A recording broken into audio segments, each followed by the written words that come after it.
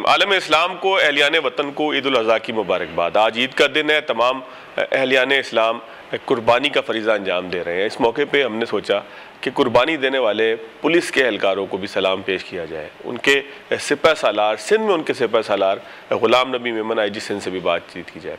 नाज़रीन, dirty Harry तारीख़ का एक ऐसा किरदार है कि जिसे गंदे पुलिस वाले की हैसियत से जाना जाता है, लेकिन गंदे और अच्छे की बहस तारीख़ में हमेशा मौजूद है, हमेशा मौजूद रहेगी। इसका मतलब यह है कि तारीख़ और मामलात और हालात और वाक़यात सब इस बात को जानते हैं कि अच्छे और बुरे दोनों को अलग अलग देखा जाएगा, परखा जाएगा।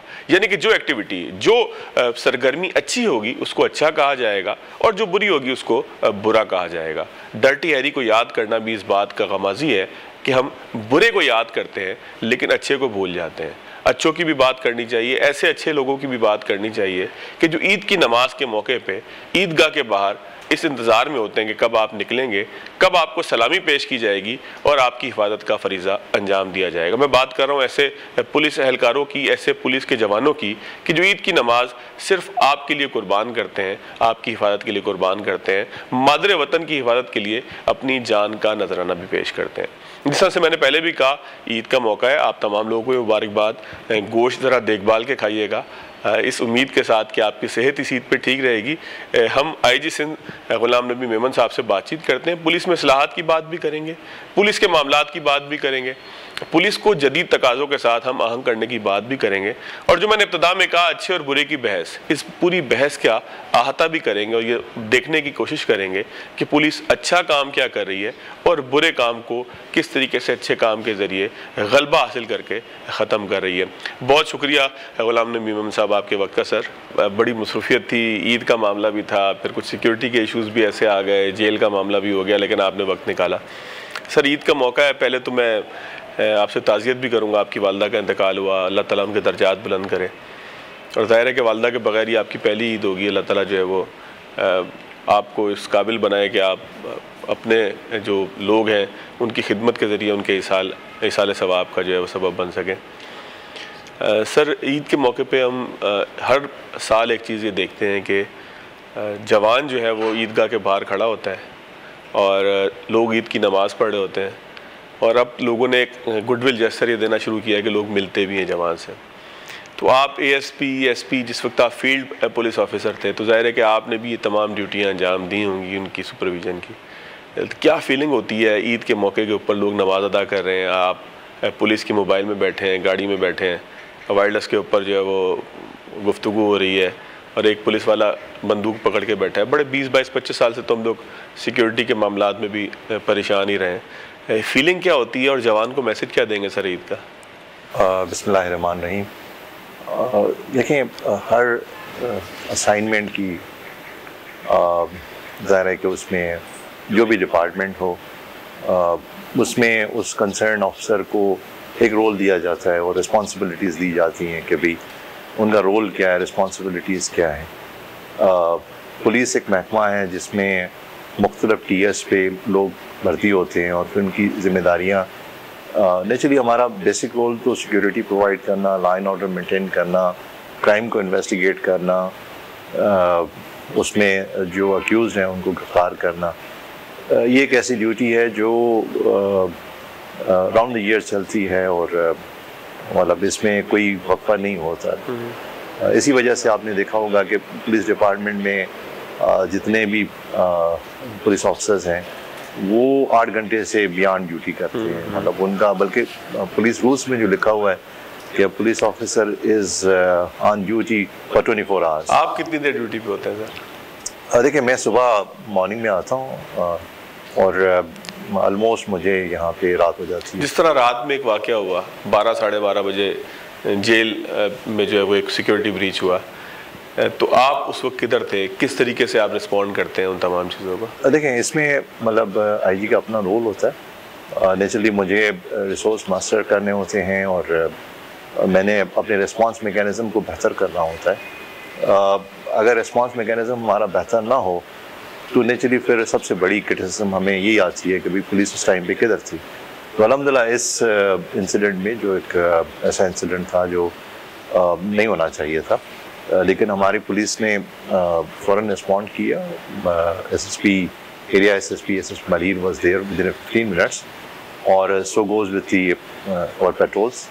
और यही वजह थी कि आपने देखा कि जो जिस टाइम पे ये निकले 200 के करीब 12 टोटल जो निकले वहाँ से, उसमें मतलब नेक्स्ट हाफ एन आवर भी तकरीबन 70 के करीब 72 लोग वो पकड़े गए, और ये पकड़ा फिर उसी पुलिस ने जो। तो हम ये कह सकते हैं कि आईजी सिंध भी 24 आवर ड्यूटी के ऊपर होता है, बाकी एसएसपीज डीआईजीज ये सब 24 घंटे की ड्यूटी के ऊपर होते हैं, क्योंकि हालात तो किसी वक्त भी ख़राब हो सकते हैं।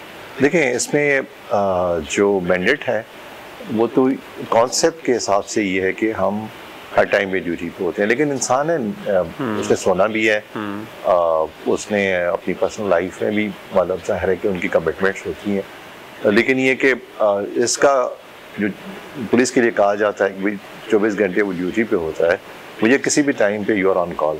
अच्छा सर, दोबारा आ जाते हैं ईद की नमाज पे। मैंने तस्करा किया कि एक सिपाही बाहर बेचारा खड़ा होता है, उसको कोई ईद का अलाउंस भी मिलता है या वो जो तनख्वाह है उसी के मुताबिक उसने गुजारा करना है? ईद पे या स्पेशल ड्यूटी पे कोई अलाउंसेस होते हैं आपके पास? ख़ास तौर पर अब ईद उल अज़हा आई है, इस मौके के ऊपर खाले छीनने के मामला मुख्तलिफ शहरों में होते रहे हैं माजी में। अब तो ज़ाहिर है खाल 200-250-300 रुपए की हो गई है, आप लोगों का भी प्रेशर कम हो गया, लेकिन एक सिक्योरिटी का एक रीज़न था ना बढ़ने का। तो कोई स्पेशल अलाउंस होता है इस मौके पे? देखें, कोई इस तरह का इवेंट जिस तरह का ईद का इवेंट है, या बहुत सारे मतलब यहाँ पे मेगा इवेंट्स चल रहे होते हैं, और जिसमें हमारी डिप्लॉयमेंट, इवन अभी पोलियो की कैंपेन अभी हुई पिछले हफ्ते, तो हमारे 26,000 जवान उस पर लगे हुए थे। तो नेचुरली इतनी सारी डिप्लॉयमेंट डिफरेंट इवेंट्स पे चल रही होती है। इस पे तो मतलब अगर स्पेशल अनाउंस का कॉन्सेप्ट पहले होता था, लेकिन ये कि फिर आस्ता आस्ता करके गवर्नमेंट ने उसको कन्वर्ट कर दिया सैलरी में, फिर डिफरेंट पैकेजेस उन्हें दिए। उन्हें कहा कि भाई ये अलाउंस किसी को मिलता है, किसी को नहीं मिलता, और इसमें शायद वो उस तरह से नहीं फेयर डिस्ट्रीब्यूशन होती, तो इससे बेहतर है कि इसको कन्वर्ट कर दो और सबको इक्वली डिस्ट्रीब्यूट कर दो, और वो फिर डिफरेंट अलाउंसेस में अभी मंथली बेसिस पे मिलता है। सर, एक मूछ अलाउंस हुआ करता था, वो अब होता है? नहीं, अभी वो नहीं। फिटनेस अलाउंस कोई है? फिटनेस अलाउंस में उसमें अलाउंस ऐसा सच नहीं है, लेकिन ये कि हमने फिटनेस को कंपलसरी किया फॉर नेक्स्ट प्रमोशन। वो पहले थोड़ा इग्नोर होता था, लेकिन हमने अभी एक यार्डस्टिक बनाया है, और उसमें जो BMI हम वर्कआउट करते हैं, उससे BMI से अगर वो स्टैंडर्ड पे नहीं होता तो वो फिर ट्रेनिंग कोर्स पे नहीं जा सकता। तो हमारे कोई तकरीबन 20% के करीब पुलिस ऑफिसर्स वो हैं जो क्वालिफाई तो करते हैं फॉर नेक्स्ट प्रमोशनल कोर्स, लेकिन वो बिकॉज ऑफ वो उस BMI पे नहीं आते, तो वो वापस हो जाते। सर, आपने BMI की बात की, तो ये इसके पीछे कॉन्सेप्ट क्या था?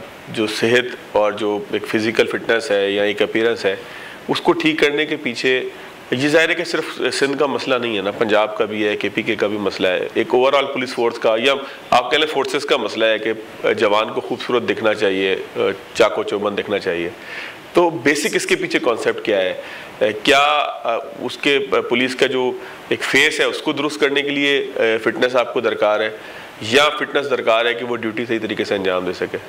देखिए, इस पर हमने काफ़ी डेलिब्रेशन की, और ख़ास तौर पे हमारे पुलिस ऑफिसर्स जो रैंक से हैं, जो मतलब ASI से प्रमोट हो के SP बन जाते हैं, या इवन कांस्टेबल से SP बन जाते हैं, तो नेचुरली वो बनते हैं जो सीनियरिटी होती है। उनका सबसे इम्पोर्टेंट चीज़ ये कि उनका कैरियर स्पॉटलेस हो और प्लस उनकी सीनियरिटी हो, लेकिन इस पर कोई कंसिडरेशन नहीं थी कि भी वो फिट है नहीं है, किस तरह का मतलब उसकी सेहत है। तो हमने देखा कि बहुत सारे ऐसे पुलिस ऑफिसर्स जो अनफिट थे, वो भी सीनियरिटी की वजह से प्रमोट हो रहे थे, और नेचुरली हमने तो सीनियर पोजीशन पे लेके आने का मकसद ये होता है कि आपकी जिम्मेदारी और बढ़ जाती है, आपका जो एरिया ऑफ रिस्पॉन्सिबिलिटी बढ़ जाता है, तो उस पर फिट बंदे का होना ज़रूरी है। तो फिर हमने ये पिछले कोई 1.25 साल से इसको इम्प्लीमेंट किया हुआ है। अभी ज़ाहिर है कि ये जो बंदे ट्रेनिंग पे जाएंगे, फिर उनके प्रमोशन होगा, तो इनका इम्पैक्ट 4-5 साल के बाद आएगा, लेकिन हम समझते हैं कि फिट बंदे को प्रमोट होना चाहिए। सर पुलिस मैं पर्सनली समझता हूँ कि परसेप्शन की भी एक बड़ी जो है वो ज़रूरत होती है पुलिस फोर्स में। ज़ाहिर लोगों का ट्रस्ट किसी परसेप्शन की बेस पे कायम होना है। अगर किसी को कोई शिकायत है तो सिंध में क्या मैकेनिज़्म है? मुझे अपने SHO से शिकायत है या थाने के किसी एहलकार से शिकायत है या मेरे साथ किसी ने कोई बदतमीज़ी की है, तो क्या मैकेनिज़्म आपके पास होता है? IG उसको डील करता है, कंप्लेन IG के पास आनी चाहिए या जो मुतालिका DIGs हैं या CCPO है उसके पास आनी चाहिए? क्या आप लोगों के पास तरीक़ेकार है? मुझे शिकायत हो, मैं क्या करूं? देखें, इस पे मल्टीपल लेयर्स सिस्टम हमारे पास है। मैं IG ऑफिस से शुरू करता हूं और आपने ये सवाल पूछा है तो मुझे खुशी हुई कि इससे हो सकता है कि और पब्लिक को पता चले, क्योंकि अवेयरनेस हमारे इन डिफरेंट जो प्लेटफॉर्म्स हमने बनाए हैं उनकी कम है।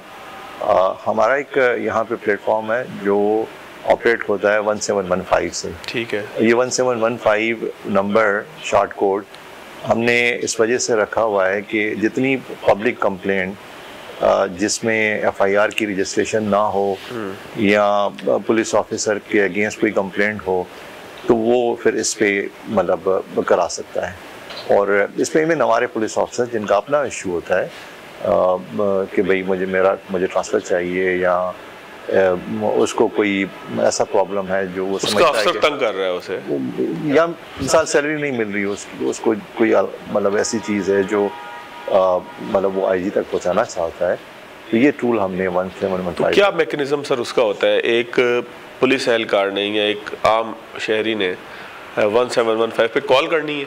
हाँ, कॉल करनी है। उस पर हमारे जो है वो उसको रिस्पॉन्स करते हैं। हमारा वो टूल जब वो चीज़ वहाँ पे रिकॉर्ड हो जाती है तो फिर हर फ्राइडे को एक सेशन लगता है यहाँ पे जिसको मैं खुद हेड करता हूँ और उसमें मुख्तलिफ हेड्स में ये कंप्लेंट्स की आती हैं कि भाई इतनी इस डिस्ट्रिक्ट की जो है ना FIR नॉन रजिस्ट्रेशन की आई है, इतनी जो है वो पुलिस ऑफिसर्स की कंप्लेंट आई है, इतनी जो है वो इस तरह का कंप्लेंट्स आके लोगों ने कोर्ट में जाके कंप्लेंट दाखिल की जिसकी वजह से उनकी FIR हुई। तो 22A का जो 22A फिर हम उनसे पूछते हैं कि भाई आपने क्यों नहीं किया, कोर्ट में क्यों गया? ये सर बड़ा अहम पॉइंट है क्योंकि लोगों का एक बड़ा मसला है। एक आम परसेप्शन ये है कि जब आप थाने जाते हैं, आपकी गाड़ी चोरी हो गई, मोटरसाइकिल चोरी हो गई या और कोई हादसा हो गया, कोई वारदात हो गई, मोबाइल छीनने के बहुत सारे मामला होते हैं, तो अब आहिस्ता आहिस्ता ऐसा महसूस होता है कि लोग चाहते हैं कि यार